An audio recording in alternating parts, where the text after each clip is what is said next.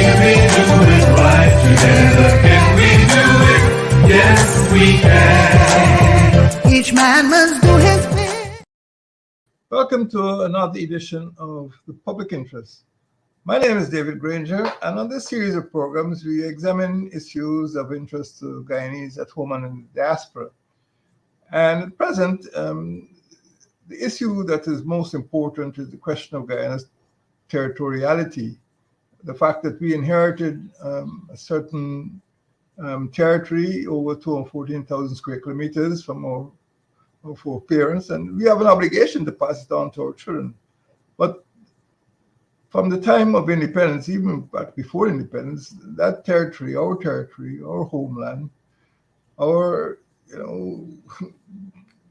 dear Guyana has been under threat by Venezuela. And in December last year, we experienced, I would think, it was quite a misadventure. It was almost catastrophic, in which the Guyana government was engaged by the Venezuelan government. So on this program, we want to examine the misadventure at Argyle Airport. I think many of you could remember seeing, over a dozen very senior officials and heads of government crammed into a little room. Well, perhaps it's better it didn't happen. And when you look at the exuberant reaction of the Venezuelan hierarchy, Venezuelan officialdom, to that encounter at Argyle Airport, you can start to understand why it went so well for Venezuela and why it went so badly for Guyana. And it is not a matter of, high diplomacy or international relations. This concerns all of us. This concerns the future of our country, and we have an interest in making sure that the territorial matters are competently managed. And over the years, we have set traditions and we have adopted positions. And those positions right now are on the verge of bearing fruit, and we don't want to jeopardize our future. Venezuela was exuberant after Argyle, after that encounter at the airport. The Venezuelan president boasted, we did it. I think in Spanish it's called lo logramos, which means we were successful. The Venezuelan vice president said, Guyana must sit down to negotiate. She was boastful too, that this is a big achievement, to force Guyana to negotiate face to face. That's what she said. And then the Minister of Defense, he bragged that the Venezuelan armed forces resolved to remain at present,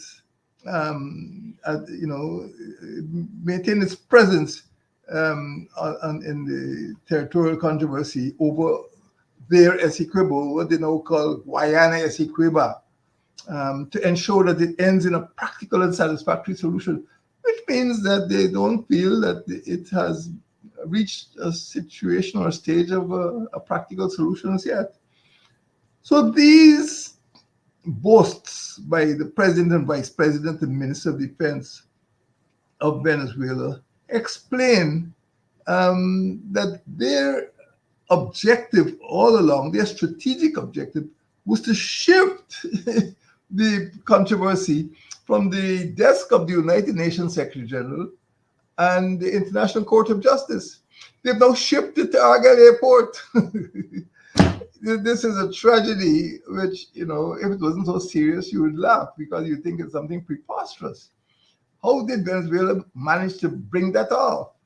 The process was laid down. It was being followed in The Hague, in United Nations. And now, within a few hours, the process has been shifted to an airport VIP lounge. When you look at Venezuela's behavior over the last 58 years, what do you think, fellow Guyanese? What is your conclusion? We all know that in the very year of independence, and we're now celebrating our independence anniversary, but in the very year of independence, Venezuela seized and Coco Island, and now they're developing on Coco Island. In 1962, even before independence, Venezuela had started aggressive action. In 1968, Venezuela issued a decree off of the coast of what is now the the Pomeroon Supernam region and the Brima Waini region, claiming the sea space since 1968. It's called the Leone Decree number 1152. In May 2015, when I became president, on the 26th of May, Venezuela chooses its dates, with historical precision. When I became president in May 2015, on 26th of May, Venezuela issued another decree, 1787. And then up to 2021, a mere 3 years ago, Venezuela issued another decree, number 4415. All of these decrees are claiming Guyana's land and sea space. They're not tickled, they're not frivolous. These are instructions, pseudo-legal instructions given to the Venezuelan armed forces to protect that territory and that sea space. So this sort of authorizes Venezuelan government and armed forces to act aggressively against Guyana, and that is the real threat to peace. The decrees are like a bone in our throats, and we have not been able to get those decrees off the table. So what are we going to talk about? These decrees have never been rescinded. These decrees have never been repudiated, no matter who is the president. And we now have a situation in which we're going to talk about what?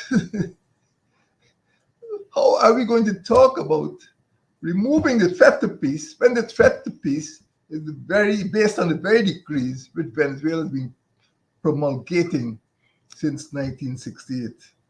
And those decrees are still in force. From 1968, the Leone Decree, up to 2021 under Maduro. He is a major issuer of decrees. Under my presidency, Guyana was obliged to take this matter, or to seek to take this matter out of the hands of the so-called bilateral negotiations which were taking place.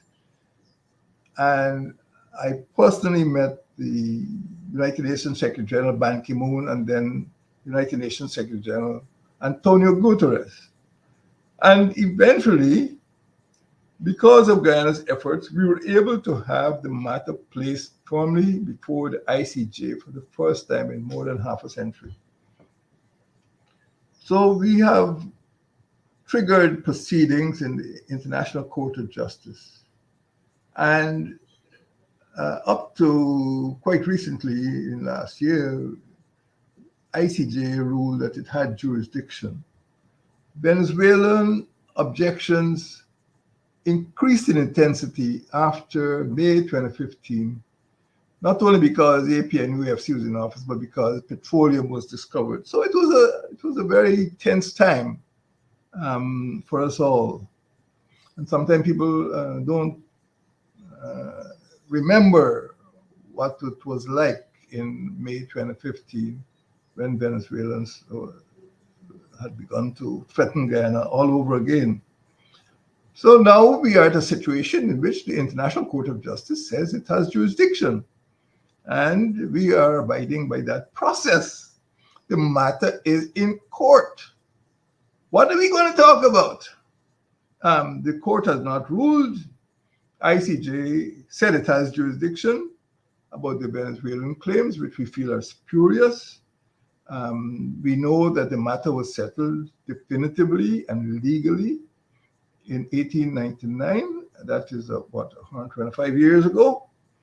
And the court, as late as December 2020, ordered Venezuela, and let me quote verbatim, to refrain from taking any action which would modify the situation that currently prevails in the territory in dispute. So that is the situation. Venezuela is under the orders of the court to behave in a way which does not affect the status of the territory. Now, let us come back to Argyle. What happened at Argyle? The presidents of Guyana and Venezuela met at the Argyle airport, but it wasn't a simple bilateral meeting between two presidents. It seemed like some sort of, mass meeting.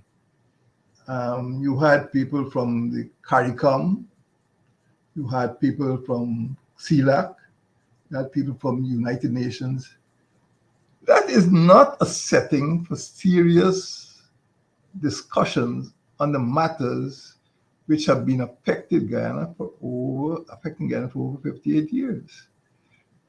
It was perhaps very dramatic to have all of these persons in a small room.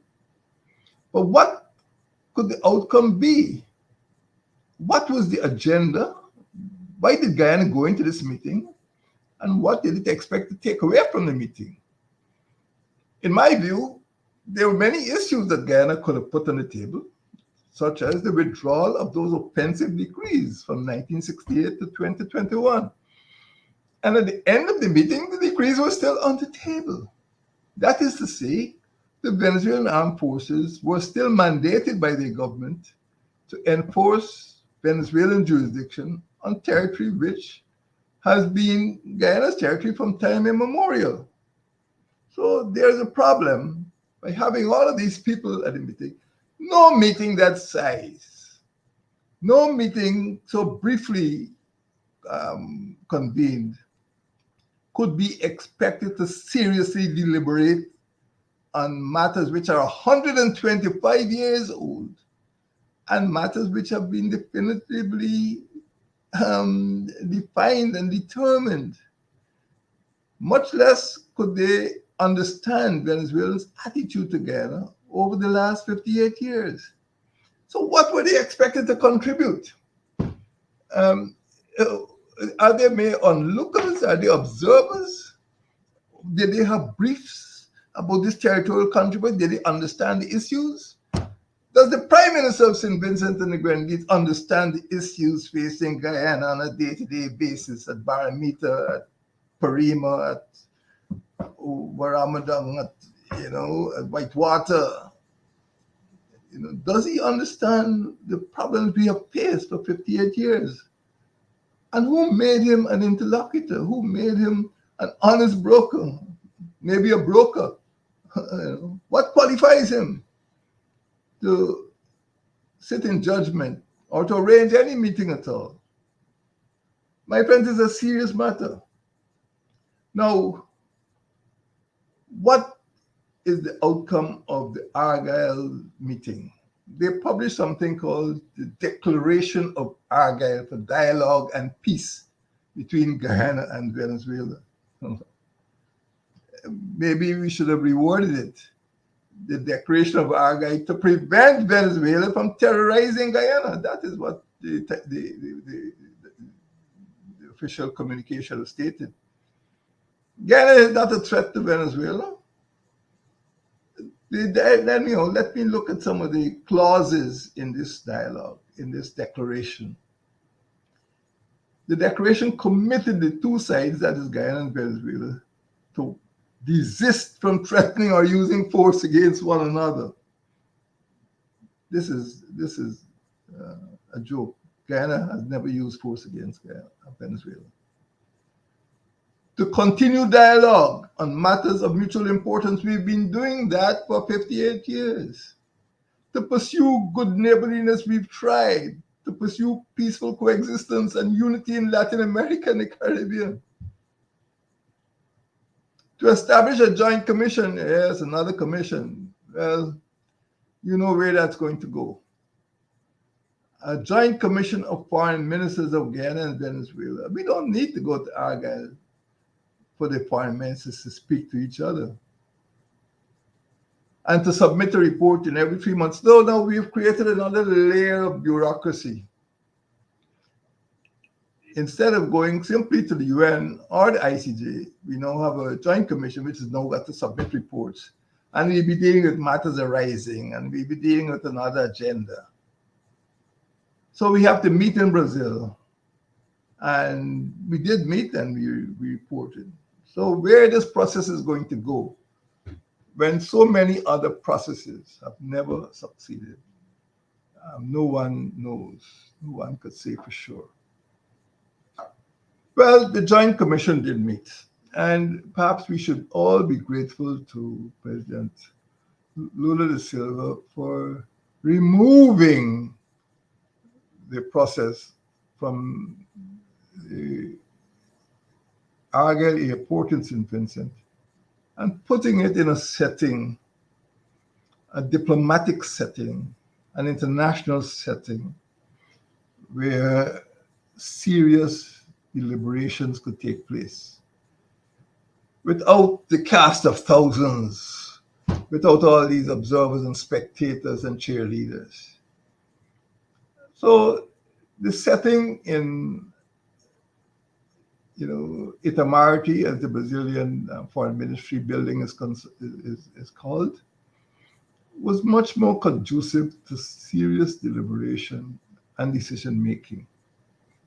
So it met in January 2024, that is about a month after the meeting, the disastrous meeting at Argyle. My friends, before Argyle, Venezuela concocted a crisis. I say concocted a crisis because the whole thing was stage managed. The meeting in Argyle took place on the 14th, but by the 3rd of December, 11 days before the meeting, Venezuela conducted a referendum, an ominous referendum, asking the public whether they agreed. If this wasn't so serious, it would be laughable. Asking the public if they agreed, and I quote, with the creation of the Guyana Essequibo state, and that an accelerated and comprehensive plan be developed for the present and future population of that territory. Well, how do you think the referendum went?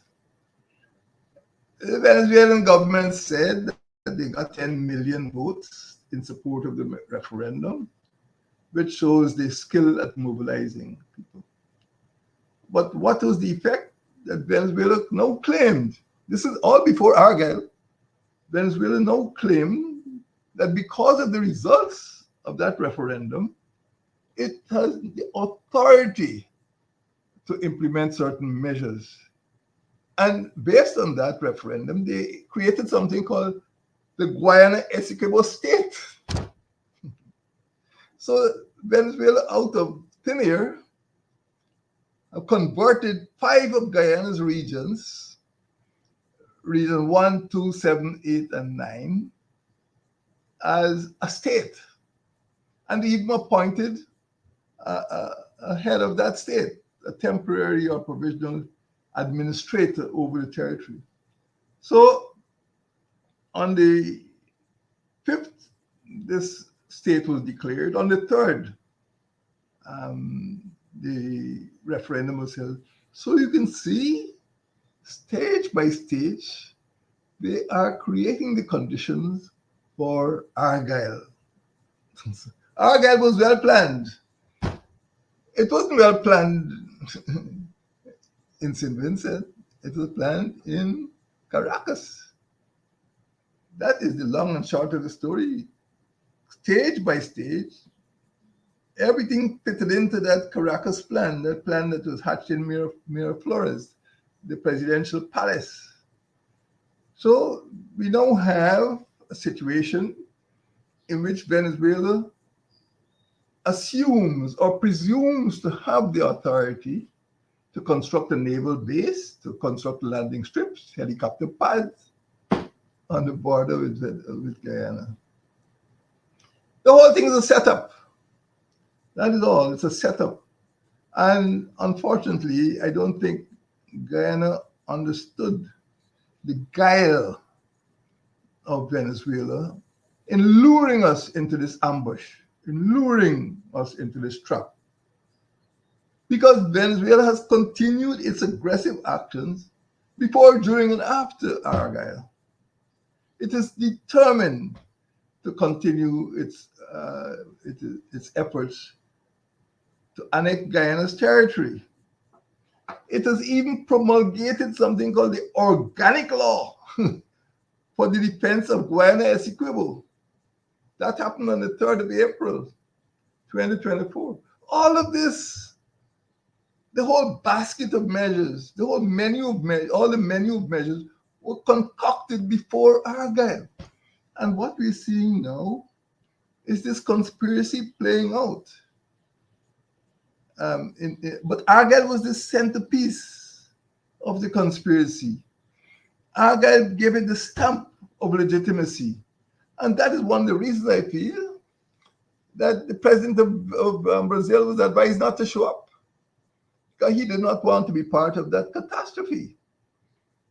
He sent somebody to represent him. But he tried.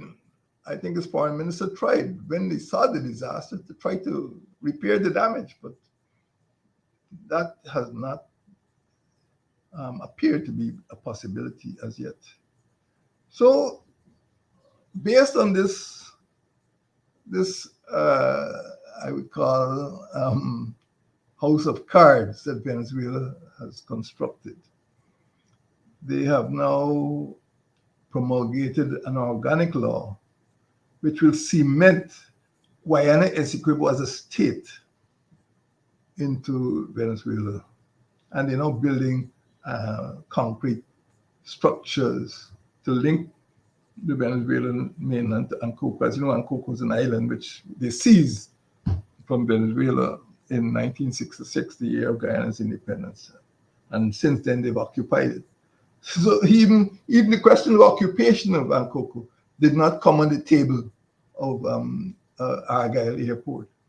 Nobody even said, well, are you going to get out of Ancoco and give Guyana its part of the island? Nothing.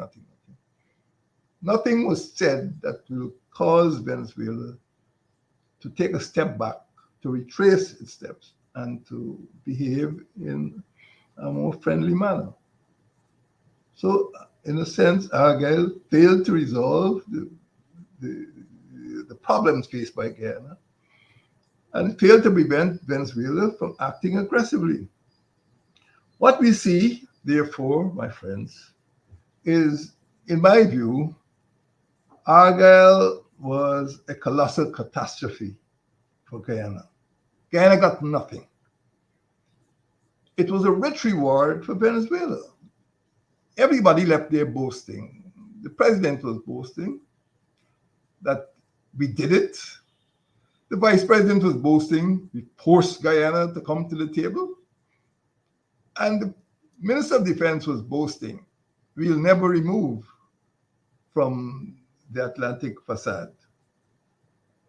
Now, we got nothing, but it was a rich reward for Venezuela. I see danger in drifting too far away from the established United Nations ICJ process. I see danger in using St. Vincent, or in allowing St. Vincent and the Grenadines to pose as an honest broker. I see danger in not seeking to remove the injurious decrees which Venezuela has burdened our relationship with over the last 58 years. I see danger of not seeking to take those decrees or to demand the repudiation of those decrees. In my view, my friends, I feel that Argyle damaged Guyana's diplomacy. In fact, the encounter was worse than useless. It was dangerous. Guyana has now to repair the damage done at Argyle. It needs to restore confidence in the United Nations ICJ process. It needs to resist the trap of face-to-face meetings. And this was a trap that Venezuela was setting all along. Venezuela does not want to put this so-called controversy in the hands or on the desk of the court or the United Nations. Because we've had the good officers process for decades and it never worked. Venezuela feels they could win this war of verbal attrition. They could continue talking, and eventually wear Guyana down till some stupid person would say, hey, let's give Venezuela what they want and get them off of our backs. Let us accept the Hugo Chavez, building for rehabilitation. Let's accept a sports hall. Let us accept a Petro-Caribe deal. And by accepting these gifts, they eventually wear us down and believe that Venezuela is not serious about land. And Venezuela is serious about the maritime spaces. It's serious about the territorial claim. We once had the president here, Carlos Andres Perez, who came into this country, actually trying to bribe the government of Guyana, wrong president at that time, actually trying to, by saying, look, we'll have to pay for, the hydropower project in the Upper Mazuni. We'll do this, we'll give you money for that, as long as you give us this salida al Atlántico, the access to the Atlantic. So we are aware of decades of Venezuela, hypocrisy and Venezuela determination to claim this territory. And what we see now is that we have walked into a trap. We have walked into a trap at St. Vincent and the Grenadines at Argyle Airport, which has led for the first time to face-to-face meetings between the two presidents, which have got no chance of success unless, somebody, foolishly tries to agree to the Venezuelan proposals. Right now, we have started a new process. It has taken the process off it hasn't really taken it off, but it has created a new platform in Brasilia for Guyana and Venezuela to speak. Speak about what? How can they speak about a matter which was settled in 1899? How can they speak about an issue when Venezuela has got injurious decrees from 1968 to 2021, which Venezuela refuses to repudiate? What are they going to speak about when the Venezuelan government has given its armed forces the authority to enforce those injurious decrees against Guyana? So I believe that Argyle was a trap. It was a trap to restart a process of face-to-face meetings, and it's a trap to revisit the matter that was definitively settled 125 years ago. And in that regard, it was a failure, and we need to repair the damage caused by the encounter at Argyle Airport. Thank you. May God help us to get out of this quagmire that we are in now in terms of our relationship with Venezuela. May God bless you all.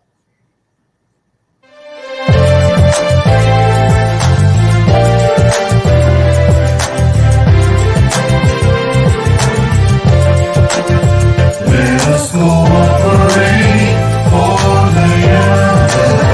Let us cooperate for our land. Let us resolve to fight together. See we do it right together. Can we do it? Yes, we can. Each man must